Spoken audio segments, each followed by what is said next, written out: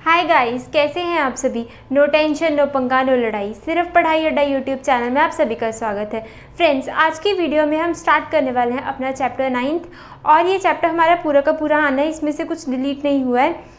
और friends, video के and में मैं आपके साथ मोटिवेशन कोड भी ज़रूर शेयर करूँगी और CBSE पॉइंट ऑफ व्यू से हर क्वेश्चन के क्या क्या मार्क्स डिस्ट्रीब्यूशन रहती है मैं आपसे वो भी ज़रूर शेयर करूँगी। सो गाइस, वीडियो के एंड तक हमारे साथ जुड़े रहिए। एक्सरसाइज स्टार्ट करने से पहले कुछ हम बेसिक पॉइंट्स देख लेते हैं जिसके बेसिस पे हमारी एक्सरसाइज है। सो फ्रेंड्स, इस चैप्टर में दो चीज़ें इंपॉर्टेंट है हमारे लिए। एक है हमारे पास एंगल ऑफ एलिवेशन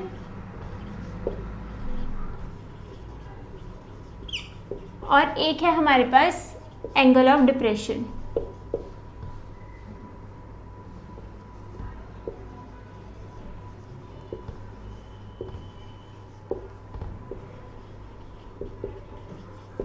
अब फ्रेंड्स, हमारे पास एंगल ऑफ एलिवेशन में क्या होता है। सपोज एक यहाँ पर कोई पॉइंट है, पॉइंट कुछ भी हो सकता है, कोई पर्सन भी हो सकता है। सपोज अगर वो कहीं ऊपर देख रहा है तो वो कुछ बेस के साथ एंगल बनाएगा। उसकी जो साइट है, कहने का मतलब उसकी जो नज़रें हैं, अगर हम ऐसे ऊपर को देख रहे हैं तो एक इनविजिबल सी कोई ऐसे, अगर हम चाहे तो कुछ एक इमेजिनरी लाइन से बना सकते हैं ना, कि अगर कोई पर्सन यहाँ पर है, अगर वो यहाँ पर देख रहा है तो ये कोई दो पॉइंट्स हैं, इन्हें अगर हम ज्वाइन करें तो ये कुछ इमेजिनरी लाइन बन गई जिसको हम जस्ट इमेजिन कर रहे हैं। ऐसी एग्जिस्ट नहीं करती बट हम उसे इमेजिन कर रहे हैं और उस लाइन को हम बोलते हैं लाइन ऑफ साइट।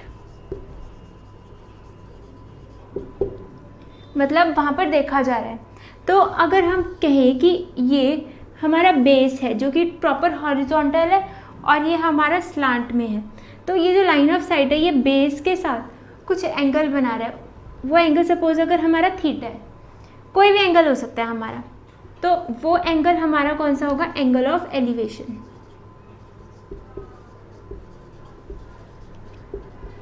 जो कि अगर कोई पर्सन बेस से हाइट पे देख रहा है और वो हॉरिजॉन्टल लाइन के साथ कोई एंगल बना रहा है, उसे हम बोलते हैं एंगल ऑफ एलिवेशन। और अब ये जो एंगल ऑफ डिप्रेशन होता है ये क्या होता है। सपोज कोई पर्सन अपने यहाँ पे छत पे खड़ रखा है, फाइन, और यहाँ पर नीचे कोई कार जा रही है, कोई बिल्डिंग पे खड़ रखा है और यहाँ पर नीचे कोई कार जा रही है। वो उस कार को देख रहा है, या कार कोई खड़ी ही है, जा भी नहीं रही, तो वो उस कार को सपोज देख रहा है। तो इस केस में लाइन ऑफ साइट ऐसी बनेगी। और हॉरिजॉन्टल कैसा बनेगा, जहाँ पे पर्सन है उसके अलोंग हमने कोई हॉरिजॉन्टल बनाना। तो ये वाला जो एंगल होता है इसे हम बोलते हैं, सपोज ये हमारा थीटा डैश है, तो ये वाला हो गया हमारा एंगल ऑफ डिप्रेशन। और फ्रेंड्स, एंगल ऑफ एलिवेशन हमेशा एंगल ऑफ डिप्रेशन के ही इक्वल होता है। ये कभी गलत, मतलब कहने का मतलब अगर हमारे पास ये एंगल ऑफ डिप्रेशन है तो अगर हमारे पास यहाँ पर कोई लाइन है, अगर हम इसके पैरेलल कोई लाइन बना दे तो, और ये कोई ऐसे बीच में कोई ट्रांसवर्सल होगी, तो ये वाला जो एंगल होगा ना ये इसके इक्वल आ जाएगा। एंगल ऑफ डिप्रेशन के इक्वल तो नहीं होता बट ये बेस के साथ, ये वाली जो लाइन बेस के साथ जिस भी पॉइंट पे जॉइन हो रही है, अगर हम इस लाइन के अलोंग भी ऐसी ही एक हॉरिजॉन्टल लाइन बना दें तो यहाँ पर जो भी एंगल बनेगा वो हमेशा ये दोनों एंगल सेम होंगे bye alternate interior angles.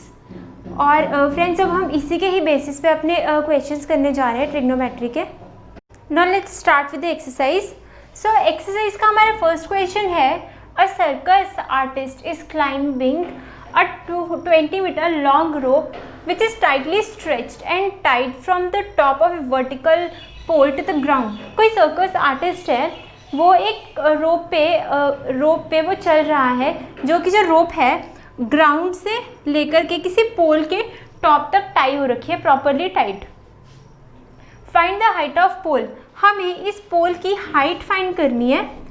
If the angle made by rope with the ground is 30 degree, जो ये रोप के साथ, ये जो रोप ग्राउंड के साथ ये एंगल जो बना रही है 30 डिग्री, इसको यूज़ करके हमने इसकी हाइट फाइंड आउट करी है। सो फ्रेंड्स, हमने अपनी प्रीवियस चैप्टर में करा था, ट्रिग्नोमेट्रिक आइडेंटिटीज चैप्टर में करा था कि साइन कॉस टैन की वैल्यूज़ हम कैसे निकालते थे, पंडित बद्री प्रसाद हर हर बोले, और ये साइन की वैल्यू होती थी, ये कॉस की, ये टैन की, ये कोसिकेंट, ये सीकेंट और ये कॉट।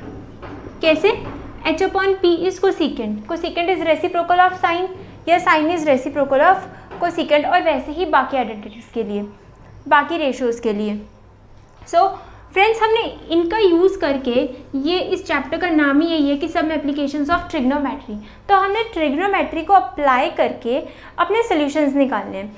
सो इस क्वेश्चन में हमें बोल रखा है कि हमने इस पोल की हाइट फाइंड आउट करनी है।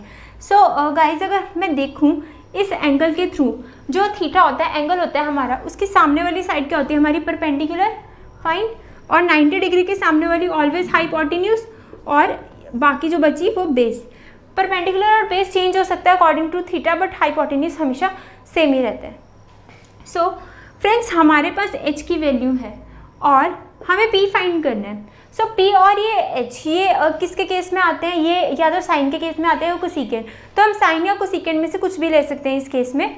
सो अकॉर्डिंग टू क्वेश्चन हमारे पास, हम साइन लेकर के देख लेते हैं। Sine 30 degree is equals to AB upon AC, AB upon AC which is further equals to P upon H। So friends, sine 30 की वैल्यू होती है हमारे पास 1/2।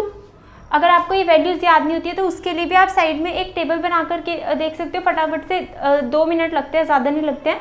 आप उस टेबल को हमेशा साइड में बना कर रख लो और आपके जो भी ट्रिग्नोमेट्री के क्वेश्चन होंगे उसकी हेल्प से आप सॉल्व कर लेना। सो फ्रेंड्स, हमारे पास साइन 30 की वैल्यू होती है 1/2 इज इक्वल्स टू, परपेंडिकुलर तो हमने फाइंड आउट करना है, और हाइपोटेन्यूज से हमारे पास 20। सो ये 20 इधर चला जाएगा। So this is 20/2 is equals to P, cancel करके 10। सो परपेंडिकुलर आ गया हमारे पास 10 मीटर्स। यही तो इन्होंने फाइंड करने के लिए बोला था, फाइंड द हाइट। हाइट या परपेंडिकुलर एक ही बात है, तो आपने प्रॉपर पूरा आंसर लिखना है। द हाइट इज हमारा ये 10 metres. Let's start with question number 2। So question number 2 है हमारे पास, a tree breaks due to storm and the broken part bends so that the top of the tree touches the ground making angle 30 degree with it. किसी storm की वजह से, तूफान की वजह से क्या हुआ, कोई ट्री था जो कि ब्रेक हो गया बीच से, और ये जो इसका जो ब्रोकन पार्ट है ये इस तरह से ग्राउंड से टच हो गया, वेयर द टॉप टचेज और इसने, ये जो ब्रोकन पार्ट ने बेस के साथ कितना एंगल बनाया, 30 डिग्री का। आगे है the distance between the foot of the tree, ये ट्री है, ये इसका फुट आ गया, tree to the top where the top touches the ground, foot of the tree to the top where the top touches the ground. Foot of the tree is this, top of the tree is this, और ये point है जहाँ पर ये जो top है इसका touch कर रहा है ग्राउंड पे। इसके बीच की लेंथ हमें दे रखी है 8 metres. Find the height of the tree, हमें ये हाइट फाइंड करनी है ट्री की। फाइन। सो फ्रेंड्स, हमारे पास let it be A, B and C। So हमने क्या करना है, ये AB फाइंड आउट करना है। हमें फाइंड आउट क्या करना है, AB, हमें ये पता नहीं है, और हमें गिवन क्या है, BC। BC हमें गिवन है 8 मीटर्स, और हमें एंगल गिवन है इस केस में 30 डिग्री। सो फ्रेंड्स, AB अगर हम इसे एंगल के सामने देखें, so that means it is perpendicular, और फिर ये तो हमारा ये 90 डिग्री का एंगल यहाँ बनेगा, ये हमारा हाइपोटेन्यूज होगा, और उस हिसाब से ये हमारा बेस होगा। क्वेश्चन में हमें फाइंड आउट करना है परपेंडिकुलर, गिवन हमें दे रखा है बेस। तो परपेंडिकुलर और बेस किस केस में लगता है, टैन थीटा में। Tan theta is equals to P upon B। So यहाँ पर हम टैन थीटा लगा देंगे। Tan theta is equals to tan 30 degree लिख लेते हैं, is equals to perpendicular which is AB upon base which is equals to BC। So this is 1/3, 1/√3। और friends, हमें फाइंड आउट करना है AB, और AB हमने फाइंड आउट करना है, और हमें BC गिवन है 8। सो AB आ गया हमारे पास 8/√3। अब फ्रेंड्स, हम इसे रैशनलाइज कर सकते हैं, ये रूट वाली टर्म को ऊपर लेकर जाने के लिए सो ये हमारा, अगर हम यहीं पर ही इसको रैशनलाइज कर लेते हैं, सो ये हमारा बन गया 8√3/3। आगे इन्होंने बोल रखा है कि हमें ट्री की हाइट फाइंड आउट करनी है।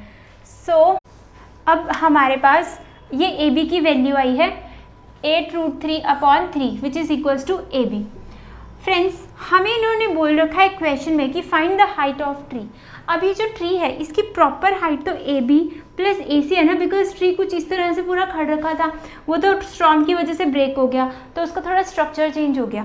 तो फ्रेंड्स, अगर हमने इसकी प्रॉपर हाइट फाइंड आउट करनी है तो हाइट हमारी कैसे आएगी proper, A B plus A सी, ऐसे ही आएगी। अभी हमारे पास सिर्फ ए बी की वैल्यू आई है, अभी हमने ए सी निकालना है। ए सी है हमारे पास हाइपोटेन्यूज। अब फ्रेंड्स, हम इस केस में इसका भी यूज़ कर सकते हैं, इसका बेस का भी यूज़ कर सकते हैं, या परपेंडिकुलर का भी यूज़ कर सकते हैं हाइपोटेन्यूज निकालने के लिए। सो फ्रेंड्स, हम सपोज इस केस में हम साइन थीटा की वैल्यू यूज़ कर लेते हैं, साइन यूज़ कर लेते हैं। Sine is equals to perpendicular upon hypotenuse. Perpendicular हमारे पास आ गया है, सो परपेंडिकुलर आ गया हमारे पास। दिस इज अभी हमने फाइंड आउट किया, दिस इज 8√3/3 अपॉन हाइपोटेन्यूज, तो हमने फाइंड आउट करना है। सो हम इसे ऐसे लिख सकते हैं, divide by hypotenuse is equals to sine 30 degree. अब फ्रेंड्स, साइन 30 की वैल्यू होती है हमारे पास 1/2। फाइन, 8√3/3 इंटू 1/h हो गया ये ऐसे हमारा। फाइन, सो h की वैल्यू निकालनी है, तो ये h इधर गया हमारा और 2 इधर आ गया हमारा। So this is 16√3/3 is equals to hypotenuse, ये मीटर्स में और ये भी हमारा मीटर्स में। अब फ्रेंड्स, टोटल हाइट हमारी कैसे होगी, total height is equals to A B plus A C बोला हमने, और ये हमारे पास ए सी की वैल्यू आई है, A B plus A C. A B की वैल्यू है हमारे पास अभी हमने निकाली, which is equals to 8√3/3 plus A C की वैल्यू 16√3/3। तो फ्रेंड्स, ये हमारे पास 8, अब √3 दोनों के पास है, तो मतलब ये जो हमें जो ये न्यूमेरल पार्ट दिख रहा है, ये इनका ऐड हो जाएगा। सो 8 + 16 इज 24। सो ये आ गया हमारा 24√3/3। अभी फर्दर 3 से कैंसिल हो जाएगा, 3 8 = 24, 3 1 = 3, 3 8 = 24। So this is 8√3 metres. So total height of the tree is equals to 8√3 meters. So हमारा आंसर आ गया 8√3. Let's start with the question number 3. So हमारा question number 3 है, a contractor plans to install 2 slides for children to play in a park. किसी contractor ने plan किया children's के लिए कोई स्लाइड्स को कंस्ट्रक्ट करने के लिए किसी पार्क में। For the children below the age of 5 years, she prefers to have a slide whose top is at a height of 1.5 meters. And is inclined at an angle 30 degree to the ground.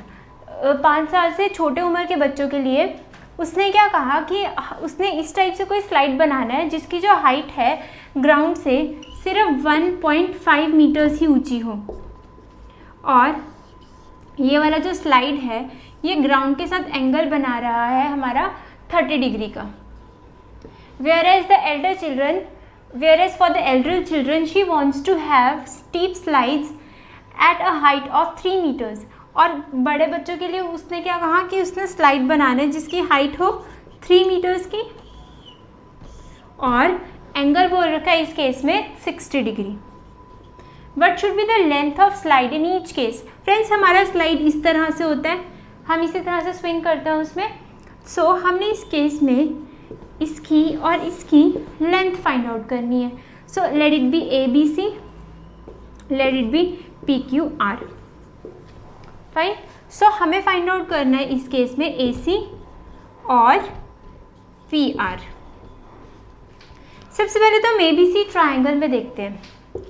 In triangle A B C हमारे पास angle है 30 degree. Friends, हमें find क्या करना है, hypotenuse find out करना है, और ये थीटा है तो इसके सामने वाला परपेंडिकुलर होगा, तो दैट मीन्स हमें परपेंडिकुलर दे रखा है और हमें हाइपोटेन्यूज फाइंड आउट करना है। सो पी और एच का यूज़ हो रहा है। पी और एच किस में आता है, हमारा साइन थीटा में आता है।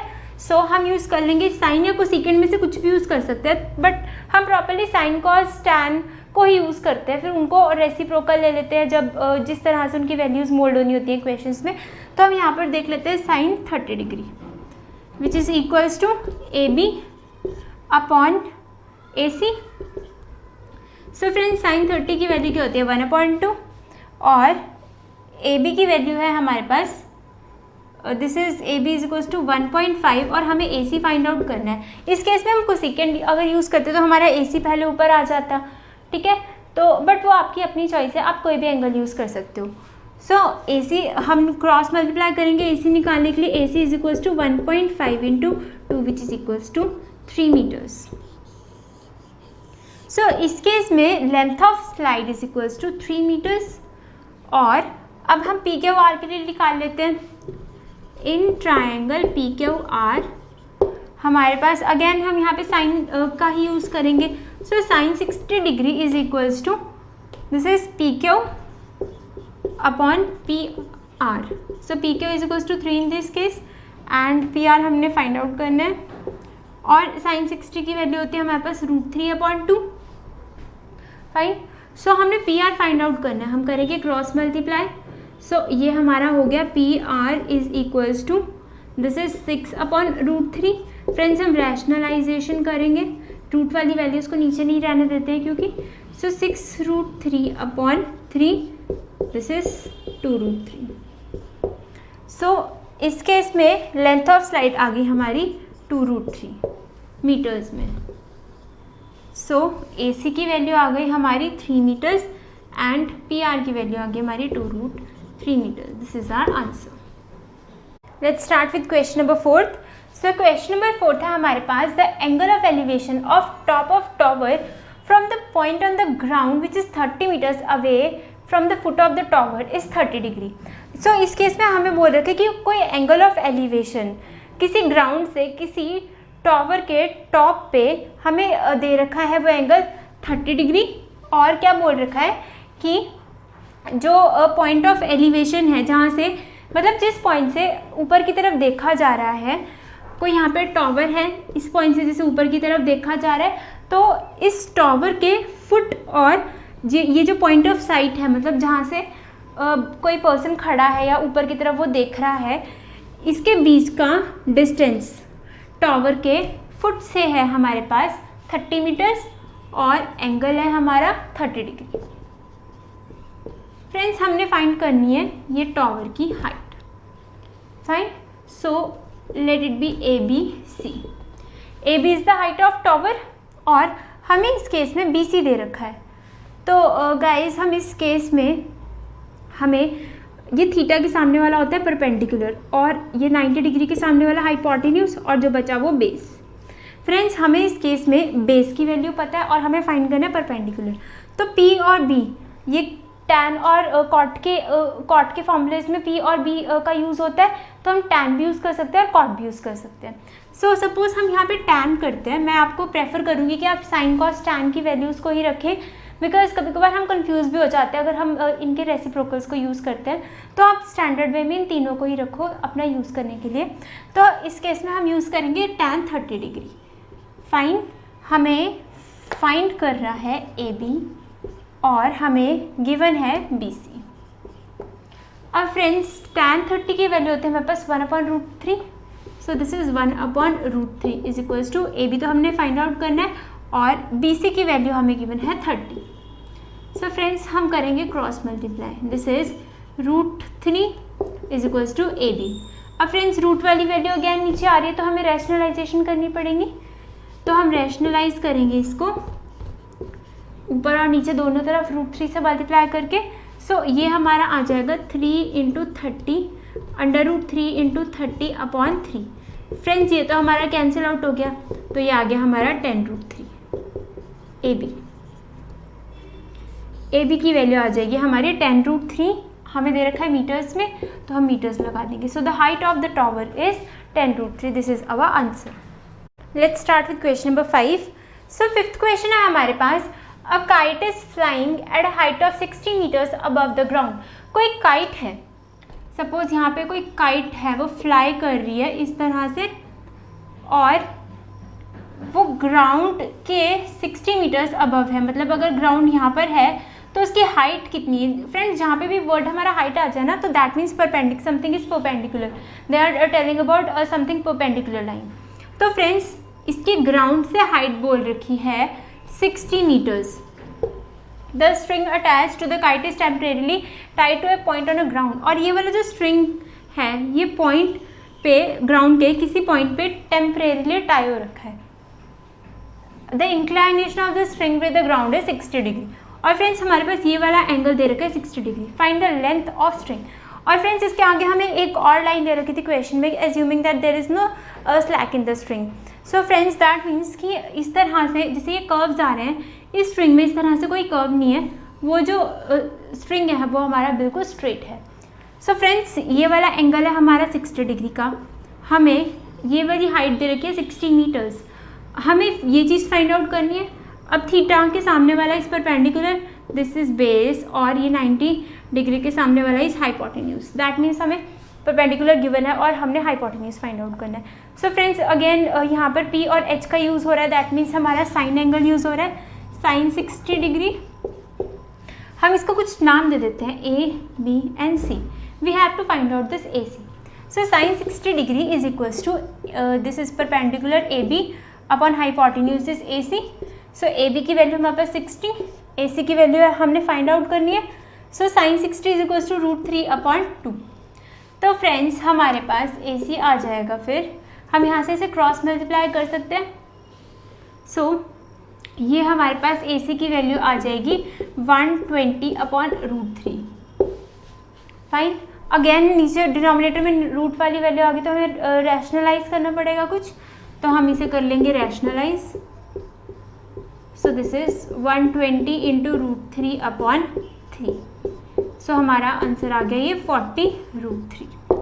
सो friends that means the length of the string is 40√3। Metres में है ये चीज़, तो it is in metres, yes. So हमने फाइंड क्या करना था, AC इज इक्वल्स टू 40√3। तो आपने आंसर में हमेशा पूरा लिखना है, the length of the string is equals to 40√3। Let's start with the question number 6। So हमारे पास एक क्वेश्चन है, a 1.5 metres tall boy is standing at a distance from 30 metres tall building. कोई 30 मीटर टॉल बिल्डिंग है, मतलब कोई building की height है हमारी 30 मीटर्स, और कोई 1.5 मीटर टॉल बॉय है, ये इस बिल्डिंग से किसी डिस्टेंस पे खड़ा हो रखा है। सो बॉय की लेंथ इस टाइप से आएगी, this is 1.5 metres. The angle of elevation from his eyes to the top of the building, यहाँ पर वो खड़ रखा है, तो आइज उसके ऊपर की तरफ ही होती हैं आइज। सो यहाँ से नहीं लेना है उस केस में हमने angle of elevation, because eyes हमारी हेड पे होती है, यहाँ नीचे तो होंगी नहीं, यहाँ से नहीं ले सकते हम। सो यहाँ से उसकी आइज से किसी टॉवर के जो टॉप पे उसका एंगल ऑफ एलिवेशन है 30 degree, and it increases to 60 degree as he walks towards the building. और वो जिस तरह बिल्डिंग की तरफ मूव हो रहा है, तो एक पॉइंट पे ऐसे वो खड़ा हो गया जहाँ पर उसका एंगल इंक्रीज होकर के 60 डिग्री हो गया एंगल ऑफ एलिवेशन, और पहले था 30 डिग्री। फ्रेंड्स हमने क्या करना है, फाइंड क्या करना है इसमें, find the distance he walk towards building. Building के टूवर्ड्स वो कितना मूव कर रहा है, हमें वो डिस्टेंस फाइंड आउट करना है। तो लेट हम वो डिस्टेंस सपोज कर लेते हैं x, और जिस पॉइंट पे वो स्टॉप हो गया था, to the foot of this tower, to the foot of this building, या तो यहाँ तक उसका वो जो डिस्टेंस आ जाएगा वो आ जाएगा y। फाइन। सो फ्रेंड्स अब देखिए यहाँ पर ये 1.5 मीटर है और ये पूरा 30 है, बट ट्राइंगल्स हमारे कुछ इस तरह से बन रहे हैं, बिकॉज एंगल ऑफ एलिवेशन तो आइज से होगा, और वो किसी कुछ उसकी कुछ हाइट है बंदे की। तो फ्रेंड्स हम अपनी ये वाली हाइट निकाल सकते हैं यहाँ से। अब ये 30 है, let it be A, B, C and this point is D, and let this is equals to E। हमें AE दे रखा है, दिस इज इक्वल्स टू हमारा 30 मीटर्स। सो फ्रेंड्स हमें तो सिर्फ AB ही चाहिए ना क्वेश्चन में, तो जितनी उसकी हाइट है वो हमें माइनस करनी पड़ेगी प्रॉपर ट्राइंगल्स निकालने के लिए। So AB is equals to this 30 minus 1.5 metres. So friends ये हमारे पास आ गया 28.5 मीटर्स ए बी की वैल्यू। ये इतनी वैल्यू हमारे पास आ गई 28.5 मीटर्स, और ये पूरा का पूरा था हमारे पास 30 मीटर्स। अब फ्रेंड्स हमें सिर्फ ये x डिस्टेंस फाइंड आउट करना है। अब ये डिस्टेंस कैसे आ सकता है, this C B minus D B. So सबसे पहले तो हम ये पूरा का पूरा डिस्टेंस निकालेंगे कि ये सी बी है कितना। सो हम उसके लिए ट्रायंगल उठाएंगे A B C. In triangle A B C हम यूज़ करेंगे, फ्रेंड्स हमें परपेंडिकुलर दे रखा है, हमने बेस फाइंड करना था, दैट मीन्स हमें tan यूज़ करना पड़ेगा। tan 30 degree is equal to perpendicular हमारा आ गया 28.5 और बेस है हमारा, हमने वो फाइंड आउट करना है, this is C B. So friends tan 30 की value is 1/√3, this is 28.5 upon C B. तो सी बी आ गया हमारा 28.5√3 मीटर्स। ये अभी तक हमारे पास सिर्फ ये सी बी आया पूरा का पूरा। अब हमने फाइंड आउट करना है दिस डी बी। तो उसके लिए डी बी के लिए हम उठाएंगे ट्रायंगल हमारा A B D. In triangle A B D, so friends इस केस में हमें परपेंडिकुलर पता है, हमें बेस फाइंड आउट करना है, वाई की वैल्यू फाइंड आउट करनी है हमने। सो परपेंडिकुलर इस केस में फिर अगेन tan 60 यूज़ होगा हमारा, is equals to A B upon D B. A B की value is 28.5 upon D B की वैल्यू हमने फाइंड आउट करनी है, tan 60 is equals to √3। So this is 28.5 upon D B, और D B आ जाएगा हमारा 28.5 अपॉन √3 मीटर्स। अब फ्रेंड्स हमें पूरा का पूरा बेस दे रखा था x प्लस वाई, हमारे पास x प्लस वाई की वैल्यू आ चुकी है, हमें y की वैल्यू आ चुकी है हमारे पास। हमने तो सिर्फ ये फाइंड करना था ना कि वो कितना डिस्टेंस मूव करा है बिल्डिंग के टूवर्ड्स। सो फ्रेंड्स हमने निकालना है दिस सी डी, या हम जिसको x भी बोल सकते हैं, x भी लिख सकते हो आप उसको, this is equals to C B minus D B.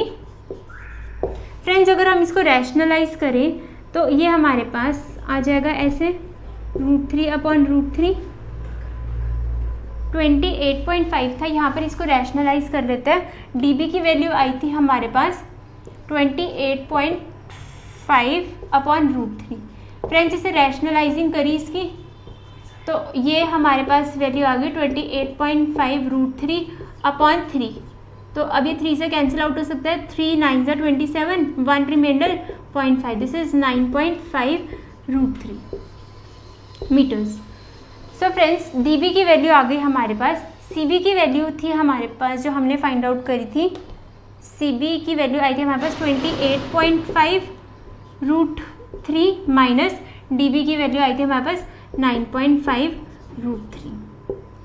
Friends √3 बाहर आ जाएगा, 28.5 माइनस 9.5 हमारे पास आ जाएगा ये 19 metres. So he walked 19/√3 meters towards the building. This is our answer. Let's start with the next question. So next question है हमारा question number 7th. From a point on the ground, कोई ground पे हमारे पास कोई point है, the angle of elevation of bottom and top of a transmission tower fixed at a top of 20 meter high buildings are 45 degree and 60 degree respectively. So कोई हमारे पास कोई building है, उसके ऊपर कोई ट्रांसमिशन टावर है और बिल्डिंग की हाइट हमें दे रखी है 20 metres. So this is 20 metres, सिर्फ यहाँ से यहाँ तक की हाइट ही हमें 20 मीटर्स दे रखी है। और जो ट्रांसमिशन टावर की हम सपोज कर लेंगे कि ट्रांसमिशन टावर की हाइट है कोई h। So this is h। हमें बोल रखा है कि angle of elevation from bottom and top of the tower are 45 degree and 60 degree. Friends ये छोटा वाला एंगल हमारा 45 होगा और ये पूरा बड़ा वाला हमारा होगा 60 डिग्री। अब हमें फाइंड क्या करनी है, इस टावर की हाइट फाइंड आउट करनी है। तो ये h की वैल्यू फाइंड आउट करनी है। फ्रेंड्स हमें इस केस में हम इस ट्रायंगल को नाम दे देंगे A B C D। सबसे पहले तो हम ये देखते हैं कि ये इन दोनों ट्राइंगल्स में फ्रेंड्स ये एच की वैल्यू कैसे आ सकती है। ए सी माइनस बी सी, अगर हम पूरा ए सी निकालें या बी सी को माइनस कर दें तो हमारे पास ये एच की वैल्यू आ जाएगी। या फ्रेंड्स अगर हम देखें इन दोनों ट्राइंगल्स में दिस ए डी सी और बी डी सी में कॉमन क्या आ रहा है, हमारा डी सी आ रहा है कॉमन। तो हम क्या करेंगे, दोनों केसेस में दोनों ट्राइंगल्स को लेकर के डी सी निकाल कर उन्हें कंपेयर कर सकते हैं। तो हमारे पास उसमें एच भी इंक्लूड होगा, हम एच की वैल्यू से फाइंड आउट कर सकते हैं। तो हम देख लेते हैं सबसे पहले in triangle A D C.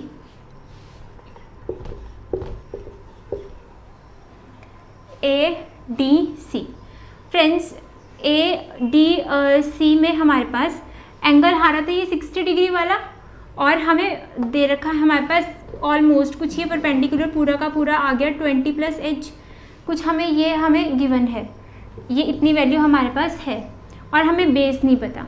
So friends हम tan लगा सकते हैं, perpendicular upon base, this tan 60 is equals to A C upon D C. और फ्रेंड्स tan 60 की वैल्यू होती है हमारे पास √3 is equals to A C की value 20 plus H upon D C, upon में डी सी। तो डी सी आ जाएगा हमारे पास 20 प्लस एच अपॉन √3। एक डी सी की तो वैल्यू हमारे पास ये आ गई। अब अगर हम ये वाला ट्राइंगल लेते हैं, this D B C, in triangle D B C हमारे पास tan 45 आ जाएगा, this B C upon D C, this is 1 is equals to B C हमारे पास है 20 अपॉन डी सी। सो इस केस में हमारे पास डी सी की वैल्यू आ जाएगी 20। अब फ्रेंड्स ये दोनों डी सी हैं, हम इन्हें कंपेयर कर सकते हैं। That means 20 plus H upon √3 is equals to 20, cross multiply करेंगे हम। सो ये हमारे पास ऐसे डायरेक्ट हम लिख सकते हैं इसको 20 √3, हमें तो चाहिए h, this is equals to 20 √3 minus 20। So friends 20 common ले लेंगे, √3 माइनस 1 अंदर ब्रैकेट में 20 √3 minus 1 metre. So friends this is our answer. Friends हमारी इस एक्सरसाइज का हर एक क्वेश्चन 3 मार्क्स का ज़रूर हमारे बोर्ड एग्जाम्स में आता है। और फ्रेंड्स जो रिमेनिंग क्वेश्चंस है वो हम अपनी नेक्स्ट वीडियो में देखेंगे। And now we are going to share our motivational quote with you.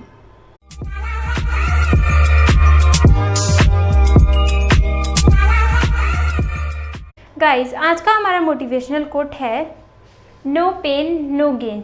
That means अगर आप एफर्ट्स नहीं करोगे, अपने आप को कष्ट नहीं दोगे, तो आप कुछ गेन भी नहीं कर सकते। सो प्रॉपर स्टडी कीजिए, प्रॉपर अपनी स्टडी को टाइम दीजिए, प्रॉपर एफर्ट्स कीजिए, तभी आपको पॉजिटिव रिजल्ट्स मिलेंगे। एंड होप गाइज आपको आज की वीडियो पसंद आई हो। अगर पसंद आई हो तो वीडियोस को लाइक करना, शेयर करना और बेल आइकन दबाकर हमारे चैनल को सब्सक्राइब करना ना भूलें। And take care guys, see you in the next video.